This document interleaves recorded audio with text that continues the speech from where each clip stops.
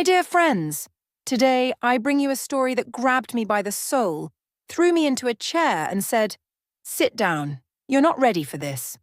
Because what I'm about to tell you, it's messy, it's emotional, it's unfair. It's the kind of story that makes you stare at your phone whispering, "Oh no, she did not go through that." And right now, I want you to look at me, yes you, and answer one simple question. What would you do if the person who promised to love you for life called your pregnant body disgusting? Hold that thought. Hold it tightly, because it's going to matter later. Before we dive headfirst into the emotional chaos, my beloved friends, let me remind you, don't just watch in silence. Hit the like button, subscribe, and send this video to your best friend, your group chat. That cousin who loves drama, or literally anyone who needs a reminder that women carry the world on their backs every damn day. This story deserves to be shared. All right, breathe. Let's begin. Her name for our story is Alicia. 38 years old. Strong. Focused. Kind. Someone who has always carried her world with grace, even when it was heavy. 7 years into her marriage with Julio, she finally gets pregnant her first baby. This is supposed to be magical, right? A pregnancy after nearly a decade together? A baby they talked about, dreamed about, planned for? My dear friends, if only life followed the script we write in our heads. Because from the moment that tiny life started growing inside her, something inside Julio began to shrink. It didn't happen all at once.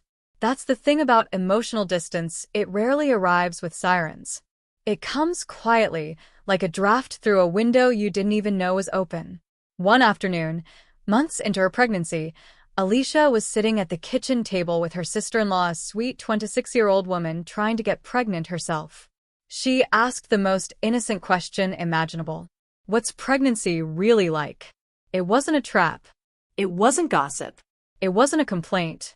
It was curiosity. Woman-Talman honesty. So, Alicia told the truth. Not the horror movie version. Not the sugar-coated fairy tale. She said, "Yeah, I've had morning sickness. My breasts are swollen and sore. I'm exhausted all the time. My ligaments hurt. Some days, I just feel heavy. Normal. Real. Human."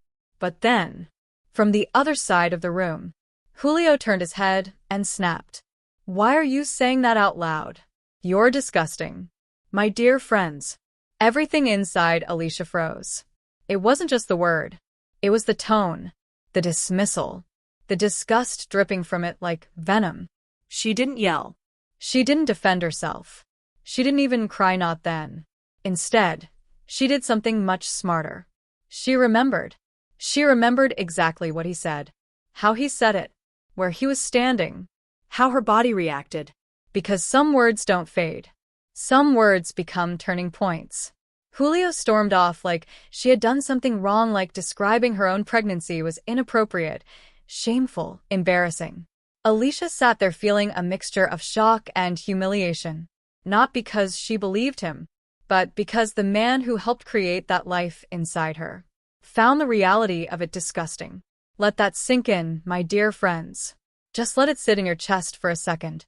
That night, when the house was quiet and she was lying in bed, she replayed the moment again and again. And that's when a silent shift happened inside her. A decision, small but powerful. If my symptoms disgust him, then he doesn't deserve access to them. If my pregnancy repulses him, then he doesn't get to share it.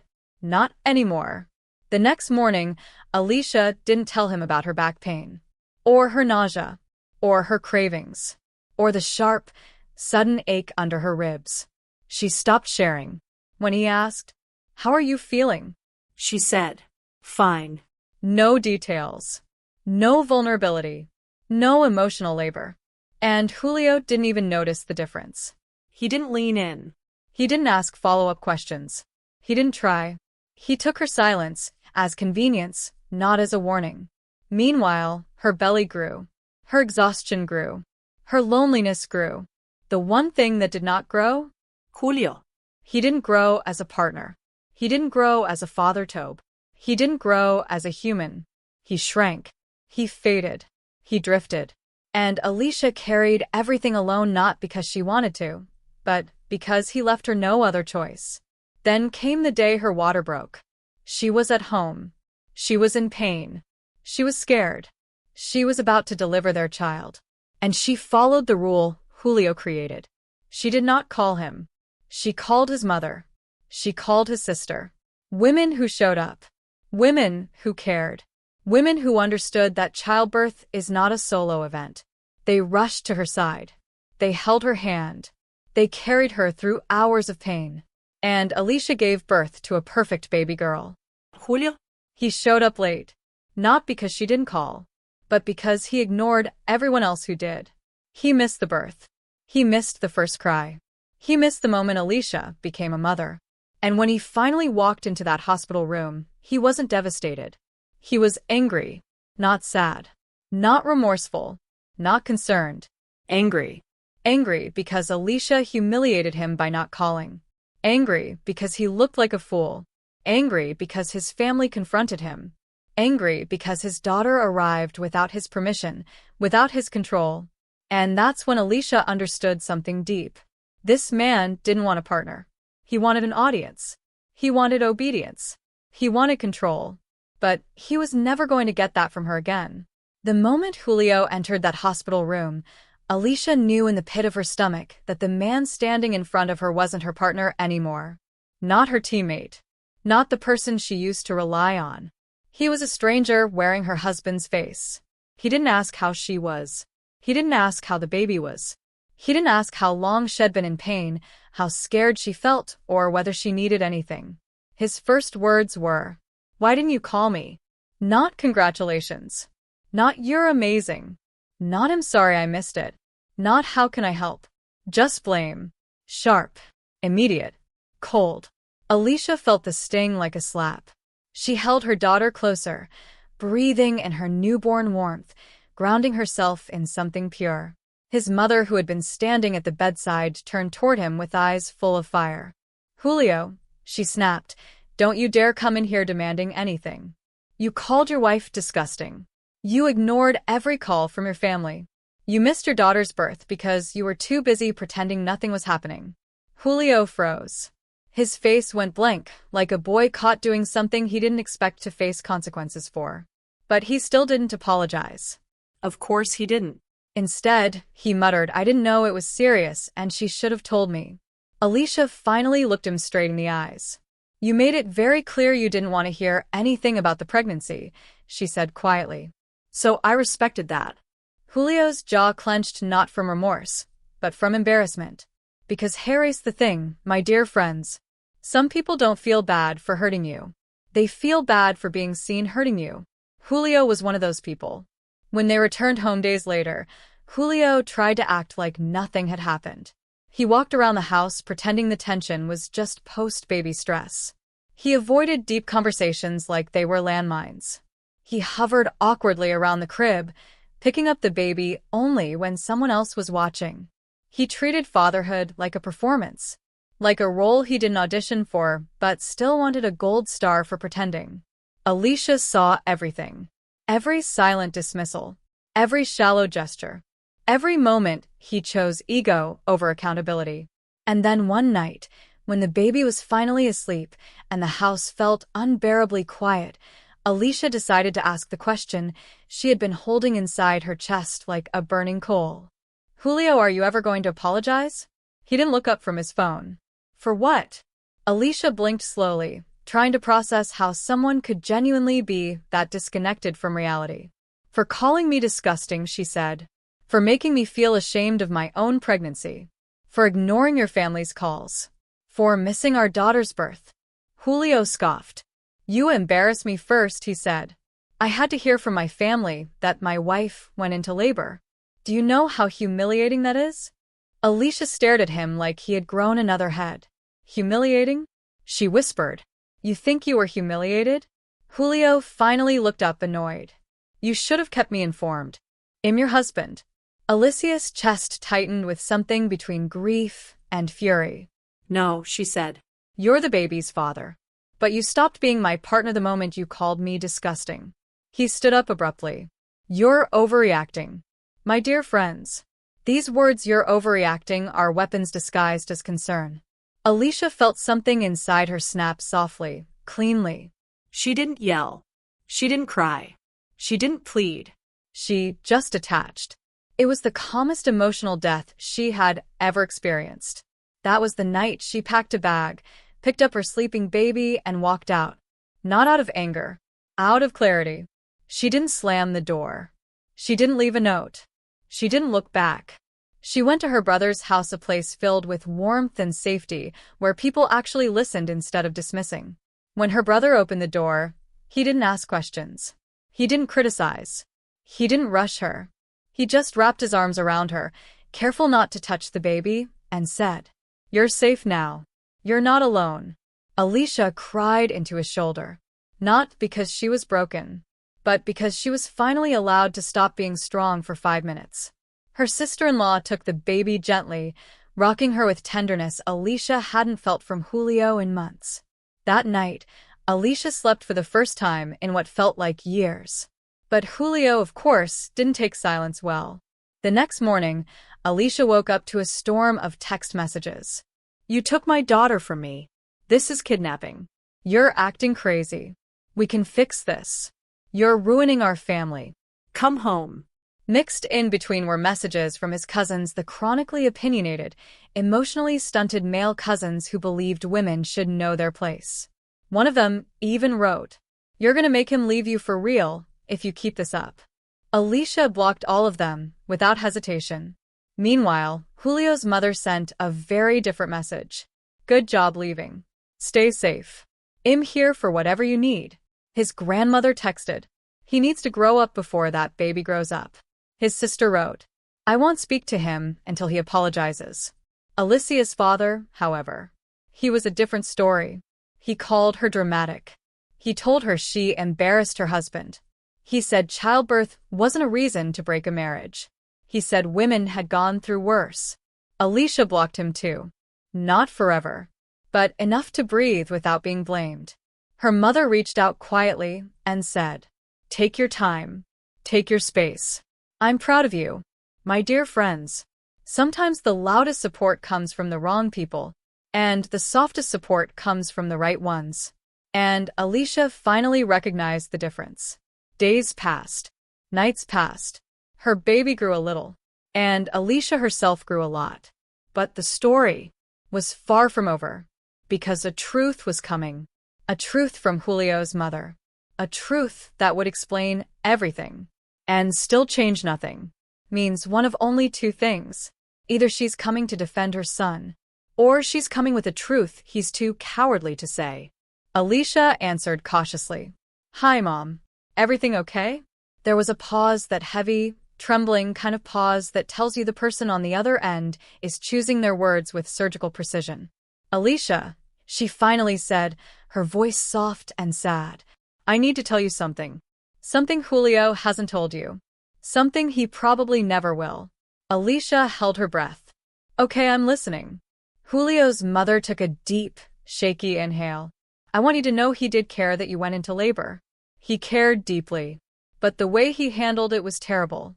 And I'm not defending him. I just want you to know what truly happened." Alicia's heart started pounding slow, heavy, afraid. "What are you talking about?" She whispered. "He said he was out with his friends." Julio's mother hesitated.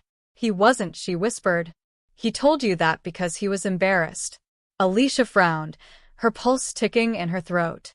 "Then where was he?" Another pause. "He was at the hospital." Alicia felt her chest seize, not with relief, not with hope, but with confusion, so sharp it felt like a blade. "What do you mean he was at the hospital?" "Not my hospital." "No," the mother said gently, "not yours. He was at the ER. For himself." Alicia's lips parted, but no sound came out. "My dear girl," Julio's mother continued quietly, "when I called him and told him your water broke, he panicked. Completely. Severely. More than I've ever seen." Alicia blinked, trying to connect dots that didn't make sense yet. "He has a fear of blood," the mother went on. "A severe, debilitating fear. Not just squeamishness. Full panic disorder. I've seen it since he was a child.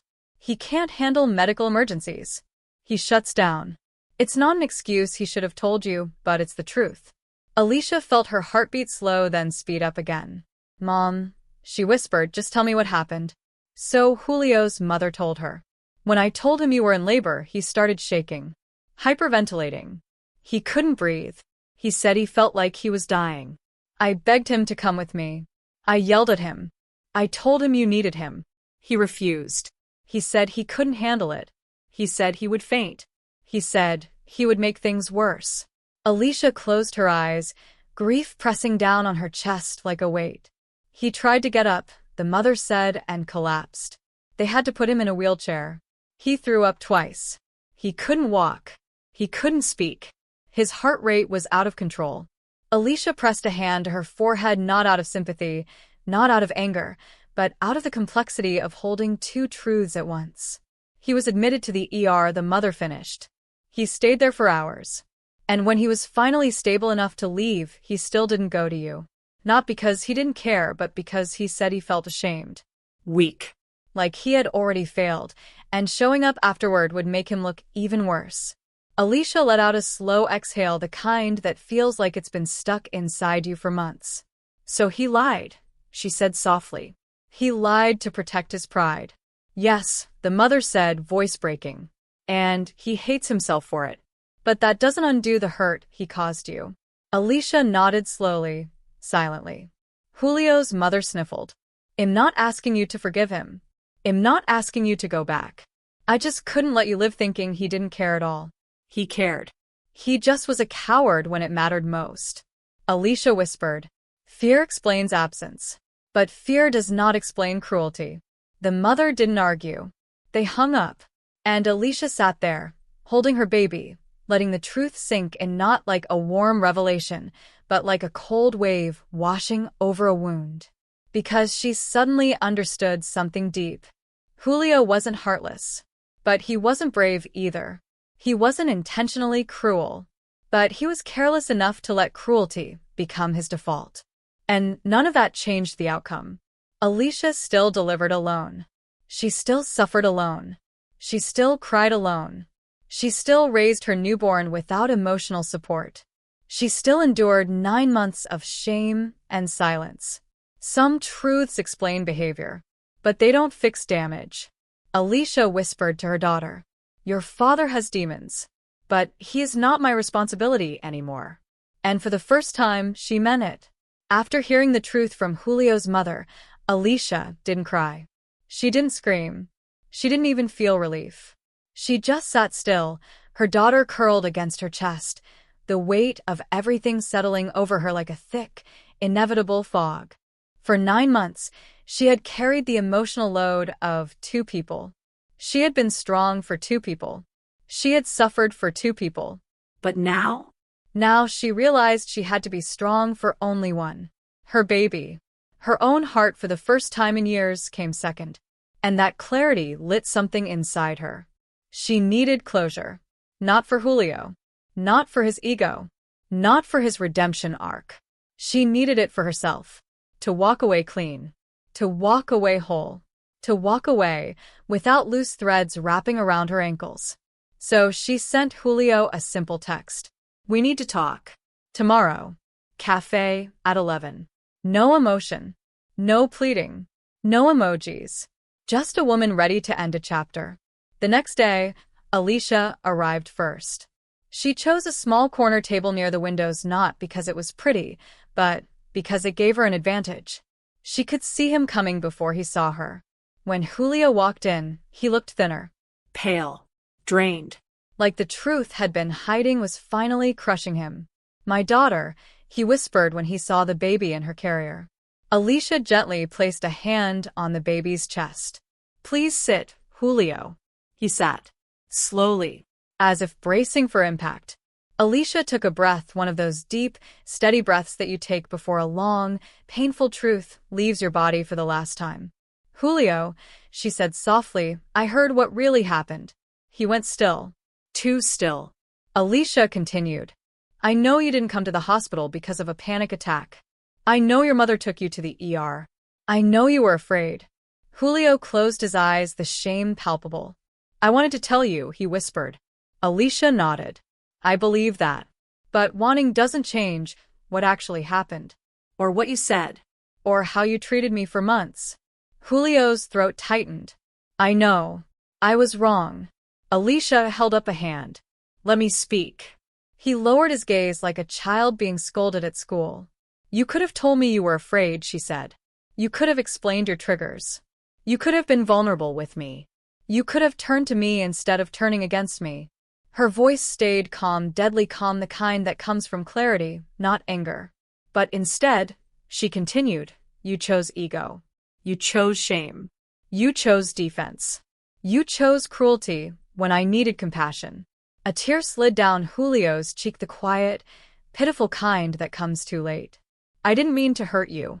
Alicia leaned back, studying him with a softness that wasn't affection, it was acceptance. I know you didn't. But you did. Repeatedly. And intention doesn't erase impact. Julio swallowed hard. You're leaving me? Alicia looked at him, feeling no panic, no fear, no doubt. You lost me a long time ago, she said gently. This is just the part where I say it out loud. His face crumpled. Alicia, I can change. I can get help. I will go to therapy. I'll do anything. She shook her head slowly. I hope you do. Truly. But I cannot be your motivation to change. I cannot be the reason. I cannot carry that responsibility. She pointed to the baby. She will need a father. So do the work for her. Not for me. Julio stared at the papers Alicia slid across the table. What's this? He asked, even though he already knew. Temporary visitation arrangements, Alicia said. You can see her. But it needs to be supervised for now. For everyone's emotional safety. His eyes widened. You think I'm dangerous? Alicia sighed softly. No, Julio. I think you are unpredictable. And I won't gamble her safety, emotional or otherwise, just because you promised to be better. He flinched like she had struck him. Alicia continued. This isn't revenge. This isn't punishment. This is boundaries. Something our marriage never had because I kept breaking myself to keep the peace. Julio covered his face with both hands. Please, he whispered. I can't lose my family. Alicia's heart broke, not for him, but for the years she spent hoping had become someone he simply wasn't. You didn't lose your family today, she said softly. You lost it the moment you stopped being part of it. He sobbed. Alicia stood up. She lifted her baby from the carrier, cuddling her against her chest. Julio reached out with trembling fingers. Alicia, please. Don't teach her to hate me. Alicia paused this time, with genuine compassion. I never will, she whispered. But I will teach her never to stay where love is conditional, even if the person offering it is you. She turned and walked toward the door, her daughter nestled against her heart. Julio didn't try to follow. He just sat there in the cafe, surrounded by the smell of burnt espresso and broken promises.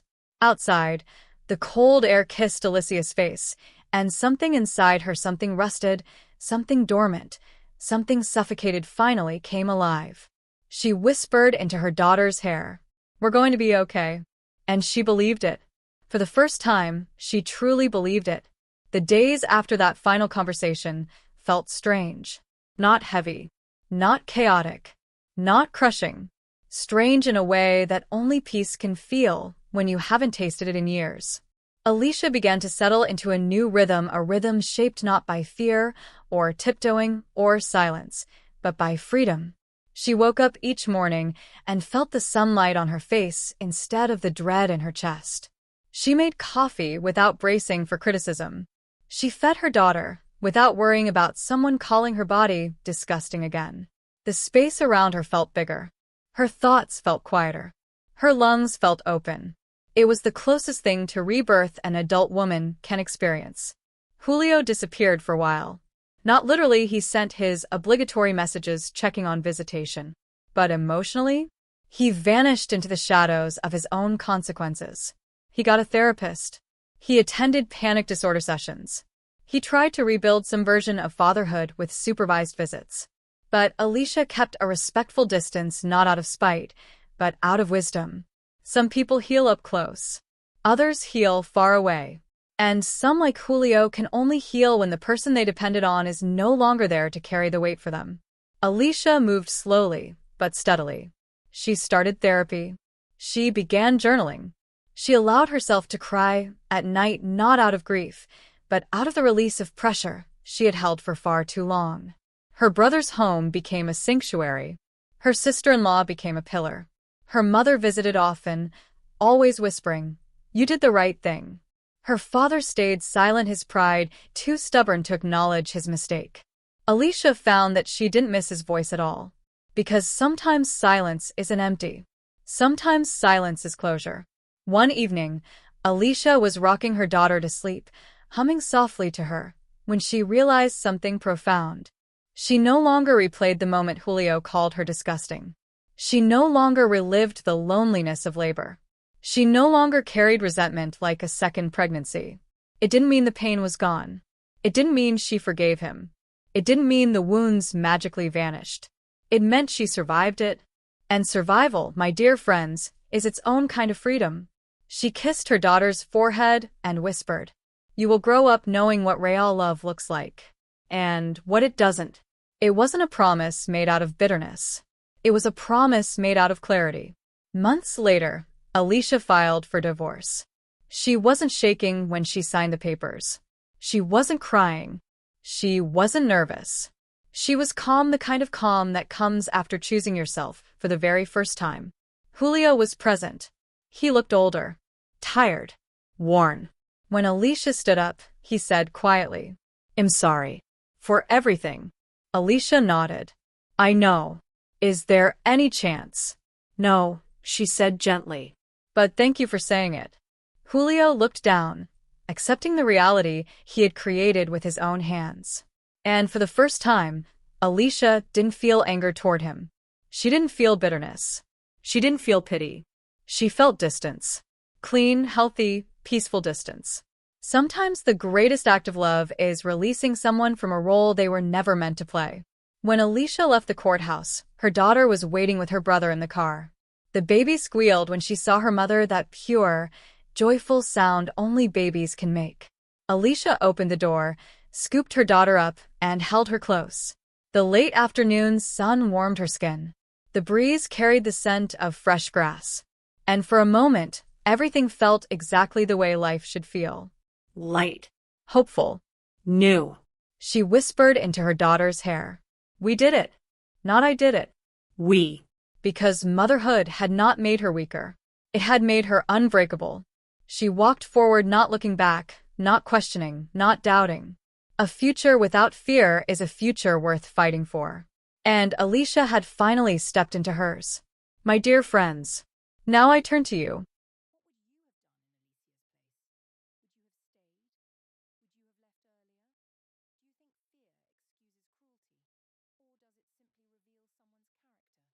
Tell me everything in the comments. And if this story moved you even a little, hit that like button, share it with someone who needs strength today, and make sure you're subscribed for more stories like this. Because choosing yourself is not selfish. Choosing yourself is survival. And survival, my beloved friends, is the beginning of rebirth.